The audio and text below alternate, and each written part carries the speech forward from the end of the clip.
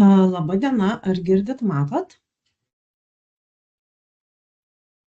Taip, girdime ir matome.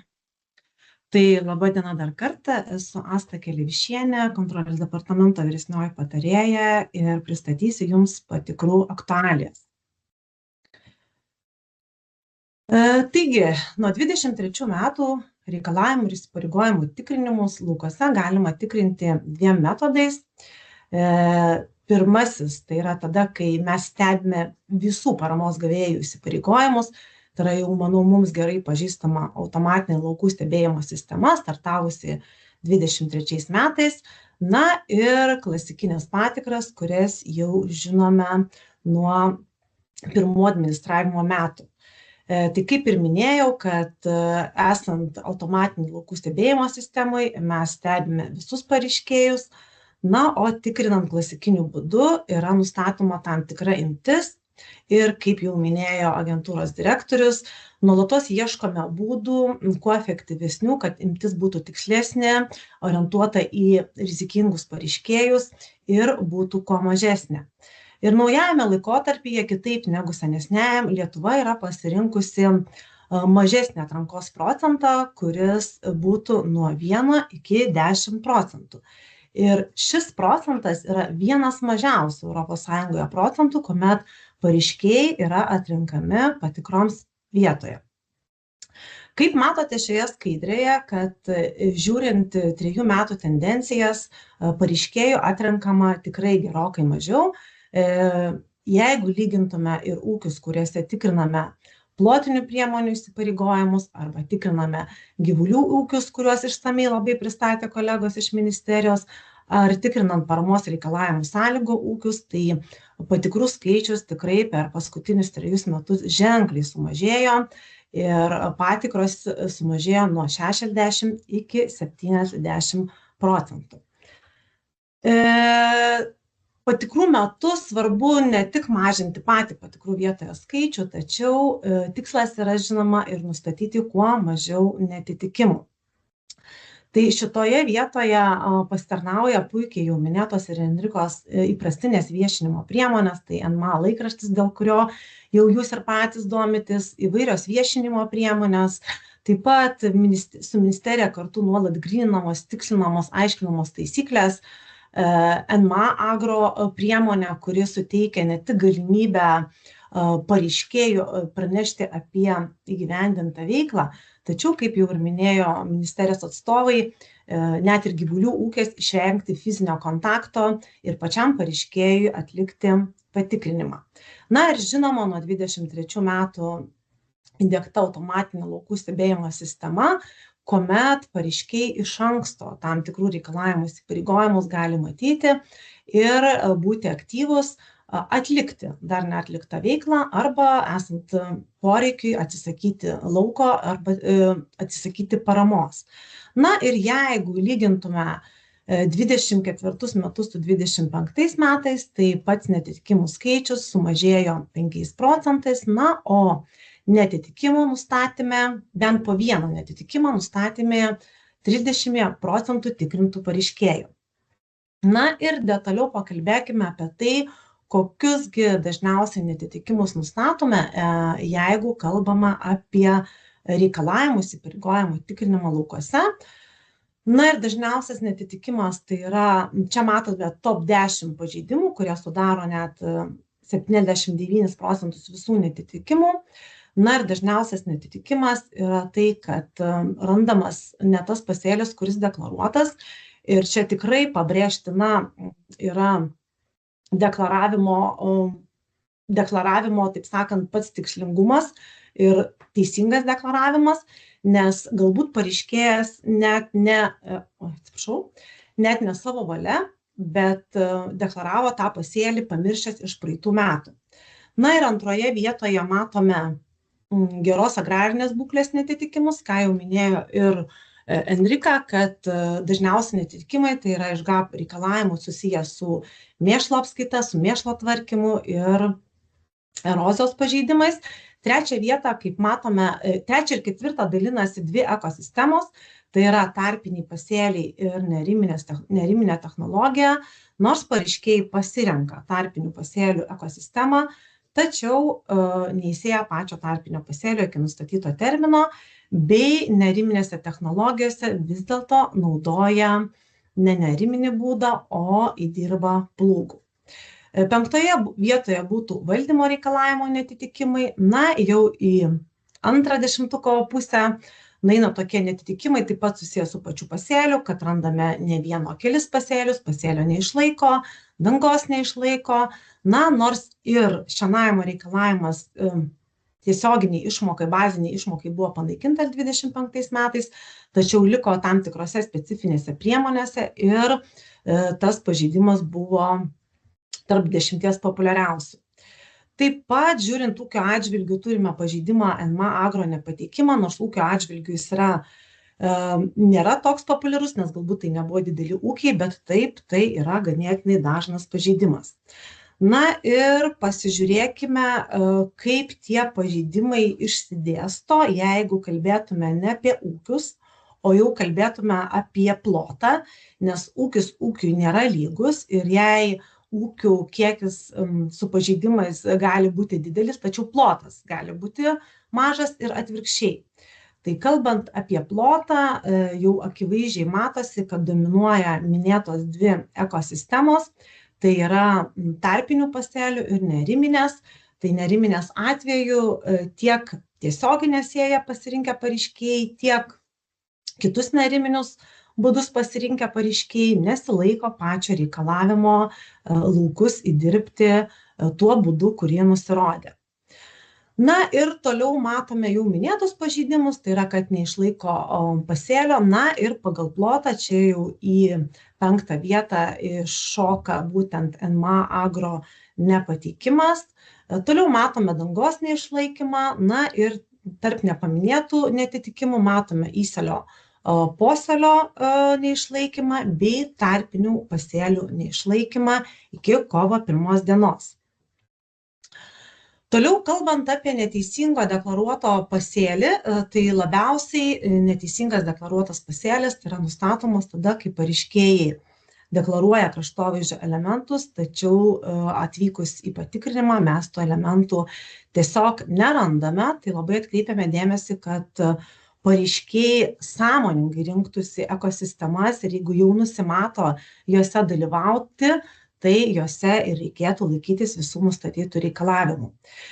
Sekantis neteisingo pasėlio deklaravimas tai yra, kad žieminius pasėlius deklaruoja kaip vasarinius, tai čia gali būti galbūt ir nepiktybiškas netitikimas, tai dar kartą atkreipiam dėmesį ir čia tikrai seniūnijų savivaldybių darbuotojai gali tinkamai pasitarnauti ir priminti pareiškėjam, perklausti jų deklaruojant, ar tikrai situacija yra tokia, kad dar kartą pasitikrinti duomenų teisingumą.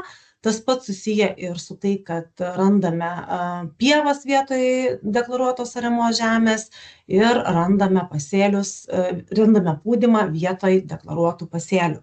Tai tikrai labai raginame deklaruojant atkreipti dėmesį, kokius vis dėlto pasėlius norim deklaruoti einamaisiais metais, o ne galbūt palikimas iš praėjusių metų. Na ir tie teisingi duomenys, teisingas deklaravimas yra svarbus visiems, tiek institucijoms administruojančioms paramą, tiek pačiam pareiškėjui, nes teisingi pasėliai užtikrina tikslingesnius mūsų algoritmo rezultatus. Esantis teisingi algoritmai, jų rezultatai netrikdo mūsų pareiškėjų, mes neprašom jų pateikti įrodymų ir jie ir mes matome teisingą rezultatą. Kuo daugiau žalios spalvos užsidega portale, tuo, manau, visiems procesas yra tikslingesnis. Ir dar kas pabrėžtina šitoje vietoje, kad jeigu kalbėtume apie patikras vietoje, tai patikrų vietoje skaičius kiekvienais metais tiesiogiai priklauso, kiek neatitikimų yra randama praėjusiais metais. Jeigu pareiškėjai neatitikimų darytų kuo mažiau ir tą minimalų neatitikimų skaičių, tai agentūra kiekvienais metais galėtų tikrinti tik 1% nuo visų nemonitorinamų reikalavimų. Bet šiai dienai taip nėra ir kadangi pareiškėjai neatitikimų daro daugiau, tai agentūra pagal patvirtintą metodiką turi daryti privetimus ir atlikti daugiau negu 1%. Na ir aišku, svarbiausia dalis, kas yra, kai visi duomenys yra teisingai deklaruoti, tai pareiškėja pasiekia tą paramos sumą, kokios jis tikėjosi, na ir parama atkeliauja greičiausiu būdu. Na, toliau šiek tiek dar pakalbėsiu apie automatinį laukų stebėjimo sistemą, kurią, manau, jūs jau puikiai žinote, kuri tarnauja ne tik kaip kontrolės priemonė, bet kaip ir išankstinė informavimo priemonė, prevencinė priemonė, teisingo deklaravimo priemonė. Manau, dauguma jūsų tikrai ir pareiškėjų dauguma yra puikiai su jie susipažinę. Tai turime 7 algoritmus, 5 stebim reikalavimus, na ir 26 metais monitorinsime 16 priemonių iš visų turimų 30 priemonių. Ir trumpai priminsiu, kokiusgi reikalavimus mes matome, monitoriname. Tai yra šienavimo reikalavimą, juodojo pūdymo įdirbimą, deklaruoto pasėlio atitikimą, ariamoji žemė auginamų augalų atitikimą, na ir ar pieva yra pieva, ir ar pareiškėjas nedeklaruoja netinkamų paramai plotų, nes žinome, kad apskritai ir miesto teritorijos plečiasi, ir statybos, ir kūdros atsiranda, tai visą tą informaciją mes matome palydoviniais vaizdais ir parama nėra išmokama už paramai netinkamus plotus. Ir portale jau pirminiai rezultatai pasiekė Liepos 15 dieną, kas liečia juodąjį pūdymą ir pasėlius. Na, o šienavimo terminai, kai šienavimas reikalavimas galioja, galbūt šiemet nebus tokia ekstremali vasara ir šienauti visi galėsime, tai rezultatai portale pasiekia rugpjūčio 14 dieną. Na ir spalvos lieka tos pačios, priminimai lieka tie patys, raudona, oranžinė, žalia, geltona.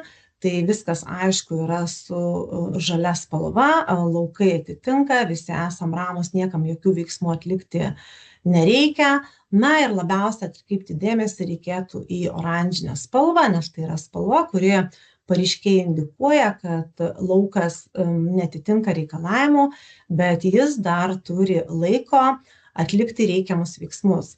Tai arba jeigu pareiškėjas viskas yra tvarkoje, veikla vyksta taip, kaip numatyta, tai jis vyksta į lauką ir atlieka tą veiklą, kuri įpareigota, kad būtų atlikta veikla.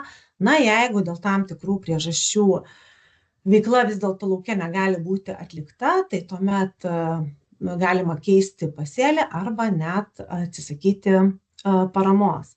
Na ir trumpai priminsiu terminus, kuriuos, manau, visi puikiai žinome, kad keisti pasėlį galime iki rugpjūčio 15 dienos, na, o atsisakyti paramos galime iki rugsėjo 15 dienos. Na ir kaipgi pareiškėjai laikėsi reikalavimų 25 metais ir kokios yra tendencijos.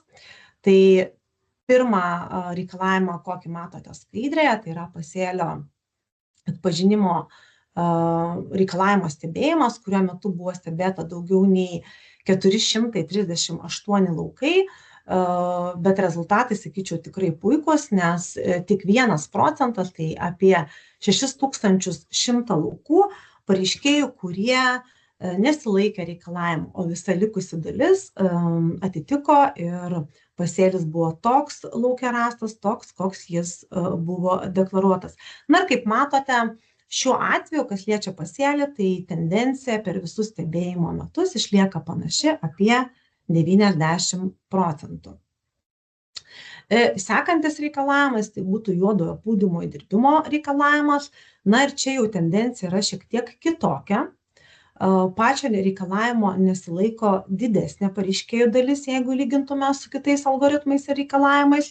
Tačiau šitoje vietoje tikrai galime pasidžiaugti, kadangi nesilaikančių imtis, lyginant su ankstesniais metais, sumažėja beveik perpus, nuo 30% 24 metais iki 16% 25 metais. Tai galbūt, kaip jau minėjo ir Enrika, puikiai veikia ir viešinimo priemonės, o galbūt ir patys pareiškėjai ateinantis į paramą, deklaruodami tam tikrus pasėlius, elgiasi sąmoningiau. Na, čia imtis nėra tokia didelė. Stebėta buvo apie 12 000 laukų ir su netitikimais rasta beveik 2000. Sekantis reikalavimas algoritmas, tai yra stebima ar ariama žemė ar ariama žemė. Čia taipogi rezultatai yra, sakyčiau, labai geri, tik 2% visų stebėtų laukų yra su netitikimais, tai jei lygintume su 24 metais, tai taip pat ten procentas buvo geras, bet pačių raudonų laukų, kuriuose nesilaikoma reikalavimo, sumažėjo perpus nuo 4 iki 2%, na ir čia stebėjom daugiau nei 500 000 laukų. Sekantis algoritmas tai būtų pievų ganyklų, kuomet stebim, ar pieva ganykla yra pieva ganykla, ir irgi mastas tikrai yra didelis, stebima daugiau negu 393 000 laukų. Rezultatas, sakyčiau, irgi yra puikus, nes tik 1% pareiškėjų nesilaiko to reikalavimo, arba kitaip sakant, ne tą deklaruoja pievą ganyklą, o beveik 98%, kuriem laukai užsidega žaliai. Paminėtina taip, kad 25 metai buvo ekstremalūs metai, tai buvo force majeuriniai metai visoje Lietuvoje, kuomet buvo suteikta galimybė pareiškėjam atleisti nuo įsipareigojimo šienauti pievas, todėl čia matote žemėlapį tik tai tų reikalavimų, kuriuos 25 metais stebėjome ir jų tendencijas, nes 25 metais pareiškėjai dėl šienavimo reikalavimo buvo atleisti. Na ir galutiniam rezultate iš visų stebimų laukų neigiami laukai liko 3614, iš jų 3379 laukai buvo dėl pasėlio netitikimo, 218 dėl juodojo pūdymo, na ir paramai netinkami plotai sudarė tik 17 laukų. Na ir dar šiek tiek akcentų dėl automatinės laukų stebėjimo sistemos, ką jau minėjo ir direktorius ir Enrika. Svarbu yra ne tik kaip jis stebė, bet ir jos kokybė. Per jos kokybę komisija vertina mūsų įdiegtų sistemų efektyvumą ir kontrolę. Ir iš tikrųjų, kad ir vertina mūsų įdiegtas sistemos ir jos kontrolę ir efektyvumą, tačiau šitoje vietoje svarbiausia yra taip, kaip laikosi patys ūkininkai nustatytų įsipareigojimų. Jeigu nesilaikoma įsipareigojimų ūkininkai daugiau nei 2% ploto, komisija traktuoja, kad priemonės nėra efektyvios ir reikėtų tą procentą ekstrapoliuoti, ką minėjo ir Enrika, visiems pareiškėjams, ir sekančiais metais būtų mažinamas vokas ir mažėtų parama. Todėl tikrai labai pabrėžtina yra, kad labai svarbu laikytis visų nustatytų reikalavimų ir įsipareigojimų. Tai nėra, kad agentūra kažko neatlieka, bet tas efektyvumas vertinamas per pareiškėjų įsipareigojimų laikymasi. Na ir šioje skaidrėje matome, kaip tas efektyvumas pasimatuotų, finansinė žala, kurią sekančiais metais komisija nuskaitytų iš FOKO. Tai vyrauja tos pačios ekosistemos, neriminiai tarpiniai pasėliai ir atsiranda dar kelios naujos, tai yra susietoji parama už vaisius daržovės ir trumpaamžiai medingi augalai.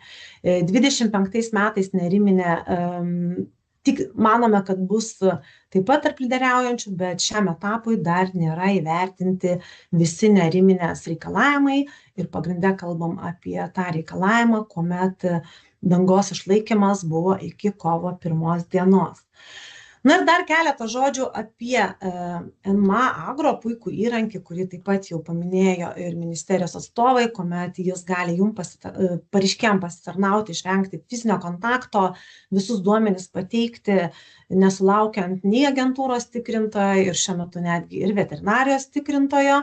Trumpai priminsiu, ką galime jame rasti, tai įvairius žemėlapius, naujausią ortofoto, sentinelio 1 metro vaizdą, laukų ribas, kontrolinio žemės sklipus, daug sluoksnių, kurie pagelbėtų jums tvariau ir atsakingiau ūkininkauti, daug teminių sluoksnių, neriminę, kadastrinių sluoksnių, apleisto žemės sluoksnių.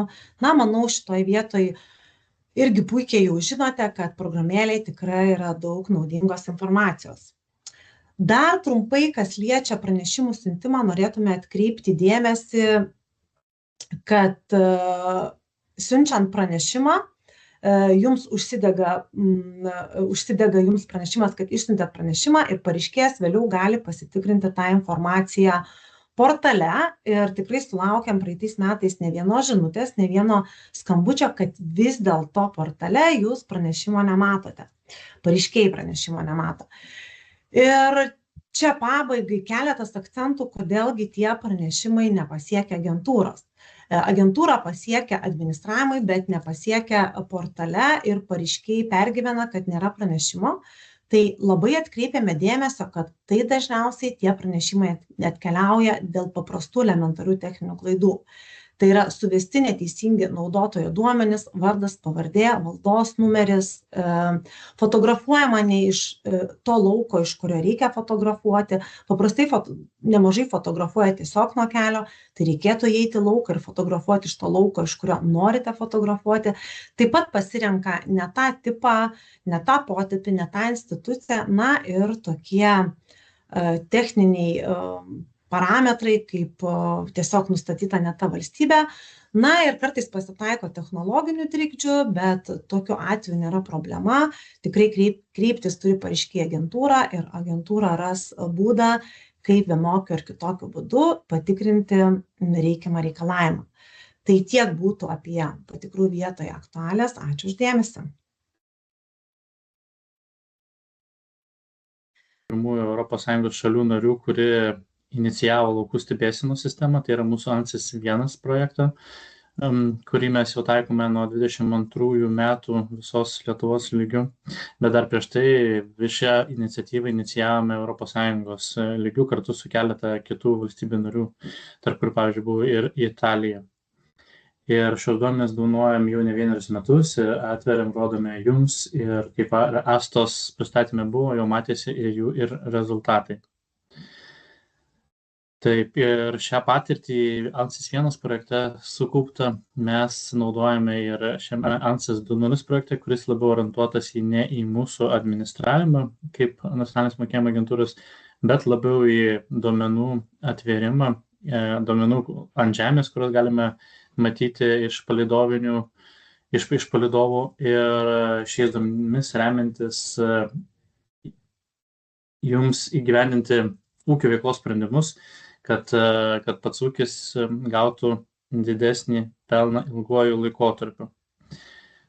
Tai pirmiausia, kaip tai veikia, tai yra Sentinel-1 ir Sentinel-2 palydovai, taip pat jie naudojami ir ortofoto, tai yra Sentinel-1 palydovai, kurie stebi Žemę kaip radarai ir mato per debesis ir siunčia signalą į Žemę ir atgal. O ir Sentinel-2 palydovai, kurie mato Žemę kaip paprastas fotoaparatas, fotografuoja ir aišku, jeigu mato debesis, tai nufotografuojamas debesis, bet jeigu matomas aiškus vaizdas, tai matosi šis vaizdas ir irgi taip pat siunčia signalą į Žemę ir po to atgal. Ir visus šios signalus, šį sisteminį stebėjimą gauname mes ar mūsų IT rangovai, kurie iš šio stebėjimo duomenų jau generuoja konkrečius algoritmus, konkrečius jų produktus, kuriuos šiandien ir pristatysiu. Bendrai, taip kaip mes matome, iš vienos investuoto euro per eilę metų grįžtų 272 eurai grąža. Aišku, turint omenyje, jeigu būtų maksimaliai naudojama šių algoritmų teikiama nauda, bet jeigu taip ir neatsitiktų, kad maksimaliai kiekvienas sklypas nebūtų išanalizuotas ir atitinkamai nebūtų priimami ūkio sprendimai, remiantis šiais duomenimis, vis tiek ta grąža būtų pakankamai didelė ir naudinga pačiam ūkininkui ir ūkiui. Ir kas čia turime omenyje, būtent iš tos grąžos, tai yra 3 aspektai. Tai vienas dalis, aišku, ūkio pelnas. Antroji dalis tai yra paramos didesnis dydis, tai yra ūkiai išvengdami klaidų, netitikimų gaus paramos daugiau. Ir trečioji dalis, ir galbūt šiuo atveju pagrindinė, tai yra aplinkosauginė dalis, kad būtų tręšiama tiek, kiek reikia, purškiama taip pat tiek, kiek reikia, ir atlikus kitus ūkių sprendimus būtų saugojama gamta ir būtų jinai tvaresnė jau ateities kartoms. Tai čia kaip vaizdą mato menininkas ir nupiešia paveikslą, ir čia vaizdas, kaip matome galiausiai mes, jau sugeneruotą vaizdą. Ir pats tas sprendimas Ansys 2, mes jį vadiname žemės sveikatomačiu, nes tai yra sprendimų visuma ir juo galima pasimatuoti savo žemės ir ne tik savo, tiesiog visos Lietuvos žemės, vadinkim, temperatūrą, tai yra kiek yra dirvožemio anglies, kaip veikia dirvos erozija, kaip matomi pasėliai ir taip toliau. Tai patiems ūkininkams ši informacija yra naudinga atlikti sprendimams laiku ir ypatingai šios duomenys kaupiant ir įvertinus juos ilgametėje perspektyvoje ir į priekį ir atgal. O administravimui tai mums irgi svarbu tas duomenų tikslingumas, kad remiantis šiais duomenimis būtent paraiškos ir įsipareigojimai būtų įgyvendinami laiku ir kokybiškai. Ir paraiškos užpildytos taip pat tiksliai. Taip, tai pagrindinis dvi kryptis naudos. Tai viena, kad darbų planavimas padės uždirbti daugiau pinigų jums. O antra, kad visi mes turėsime daugiau įrankių savikontrolėje atlikti ir išvengti klaidų. Dabar noriu pereiti prie konkrečių algoritmų. Tai, kaip minėjau pristatymo pradžioje, tai 3 vaizdai, kaip mato paprastas žmogus prie lauko arba iš drono, kaip mato lauką menininkas ir kaip jis atvaizduojamas mūsų žemėlapyje. Tai kalbant apie šį algoritmą, tai yra pasėlių kokybė, įvertinsime aiškiau, vieningiau ir greičiau. Tai yra, kad mes atvaizduojame išpildytą pasėlių kokybės rezultatą ant Lietuvos laukose ir kuo rezultatas yra geresnis, kuo tas pasėlis yra geriau užaugęs, nepaliestas, vadinkim, ir gamtos negandų, tuo tas rezultatas yra ir geresnis. Ir čia legendai matosi ir skalė tų visų rezultatų. Tai šiuo metu esame atvėrę 25 metų pasėlių kokybės rezultatus. Taip, kitas algoritmas tai derliaus prognozė. Tai stebint javų laukus iki birželio 30 dienos, po to pateikime prognozę, kiek pagal tuometinę vegetaciją, pagal tuometinę pasėlių kokybę iš kiekvienos kultūros mes prognozuojame derliaus laukose. Tai taip pat turime atvėrę 25 metų derlingumo algoritmų rezultatus, kuriuos galėsite panagrinėti ir pasižiūrėti. Kitas algoritmas tai yra pasėlių išguldymas. Čia turime atvėrę 25-24 metų algoritmus. Ir ką norėčiau pabrėžti, kad be pasėlių išguldymo taip pat yra, kaip čia be pasėlių išguldymo, taip pat šis algoritmas rodo, kad tos plotelius, kuriuose net pasėliai neužaugo, tai yra jie buvo įšalę, iššutę ir iš esmės ten tiesiog nėra pasėlių.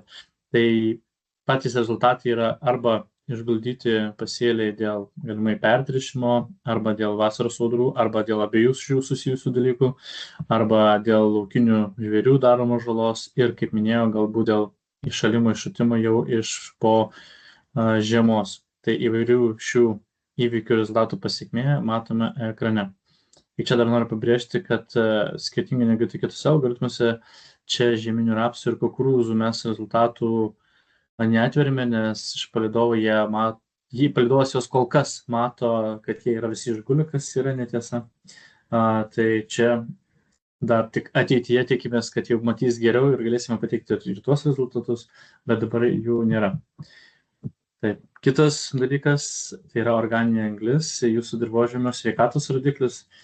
Tai čia mes atveriame ir rodome organinės anglies kiekius numatomus pagal palydovą, čia spėjimus pagal palydovo duomenis.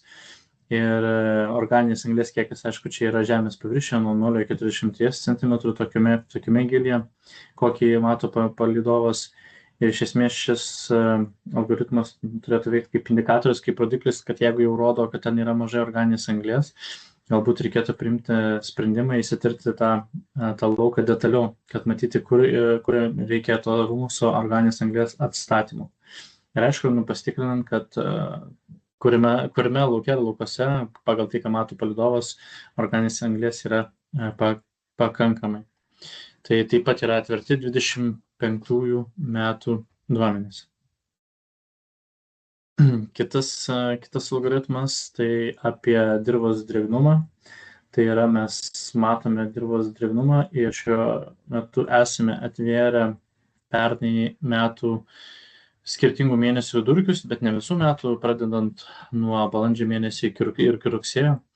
Tai turint omenyje mėnesio vidurkį, tai dažnai vasarą atrodo, kad, aišku, sausas mėnesis ir visi laukai, nes vidurkiai įsilygina vasaros audrų metu padarytos didesnis balas, bet atitinkamai ir greitai išdžiūvančios per savaitę ar trumpiau. Bet labai gerai matosi pavasariniai patvinimai ir pavasarinis drėgnumas. Ir šios rezultatus turime ir 25 metų pavasario, bet taip pat ir 26 metų kovo mėnesio vidurio.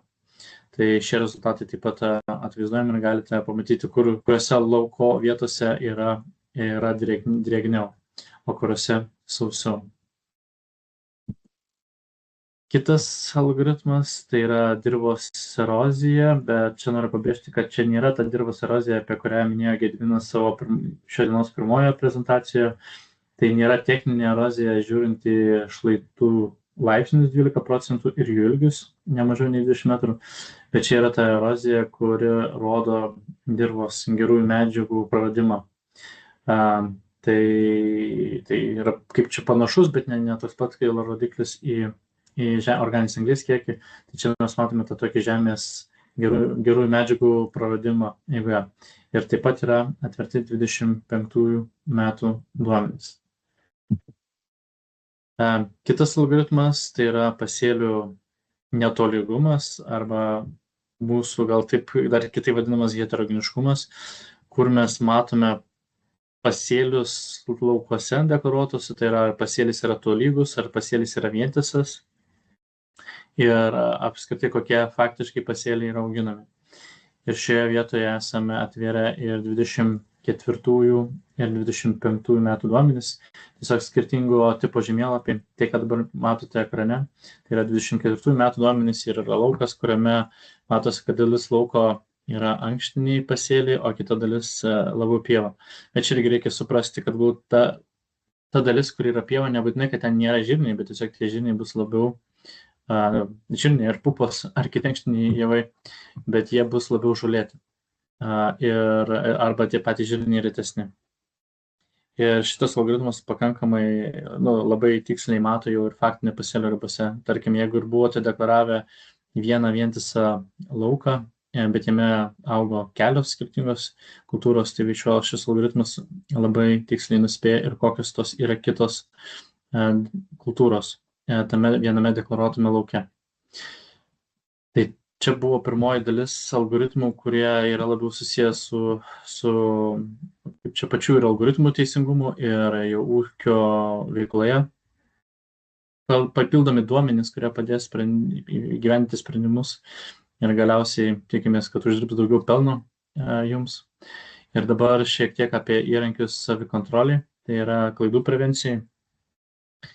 Tai naujas įrankis, kuris padės išvengti akivaizdžių klaidų deklaruojant pasėlius, tai yra išankstinis pasėlių klasifikavimas, kur gegužės mėnesį, apie gegužės vidurį turėsime jau šio sezono, šio vegetacijos periodo nuo pernai metų rugpjūčio iki gegužės 1 palydovinis rezultatus ir pagal juos skirstume pasėlius į skirtingas grupės.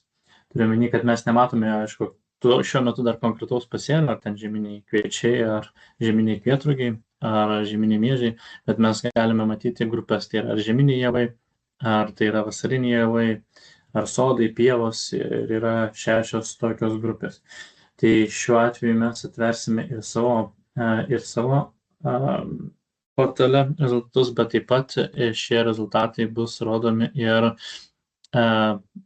paraiškų priėmimo informacinėje sistemoje.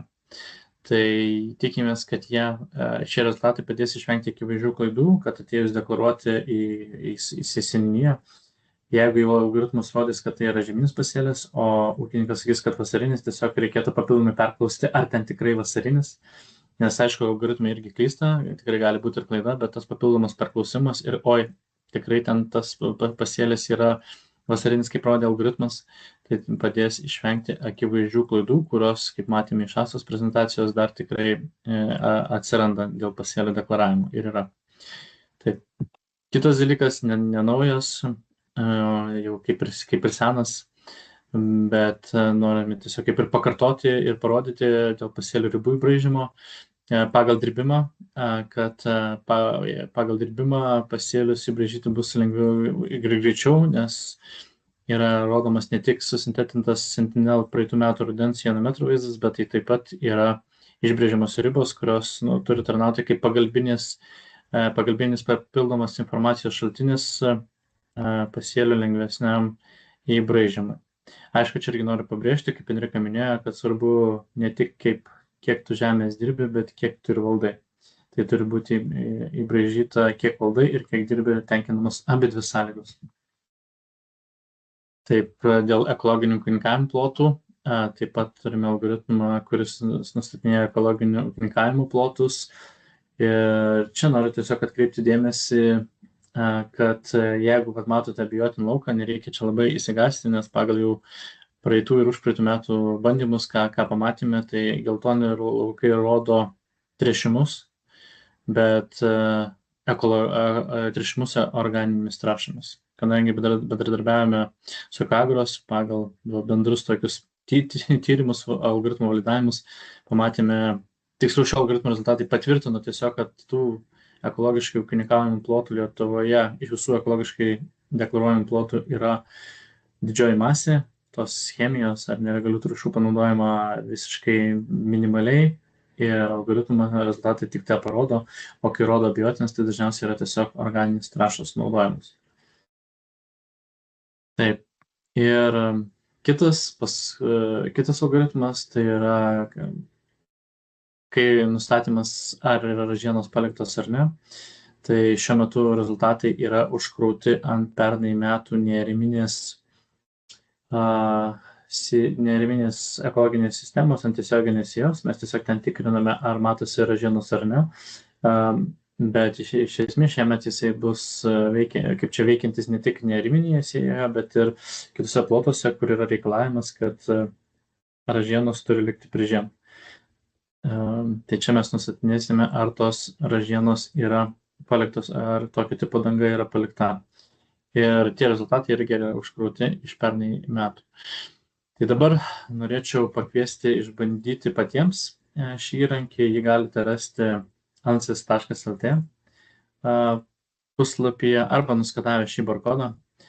Ir kadangi aš dar turiu 2 minutės, aš tiesiog labai trumpai parodysiu, kaip šis įrankis atrodo. Tiesiog nueisite į ansys.lt, atidarysite žemėlapį, susikraus gal pirmą kartą ir lėčiau, bet po to užsikraunės greitai. Ir čia paspausite ant akies, kai nenorite matyti žemėlapį, paspausite ant akies, kai norite matyti žemėlapį. Ir čia matysite jo rezultatus. Paspaudus ant lauko matysite tą bazinę informaciją iš kiekvieno algoritmo. Tai tiek. Tada ačiū Jums ir perduodu žodį kolegoms.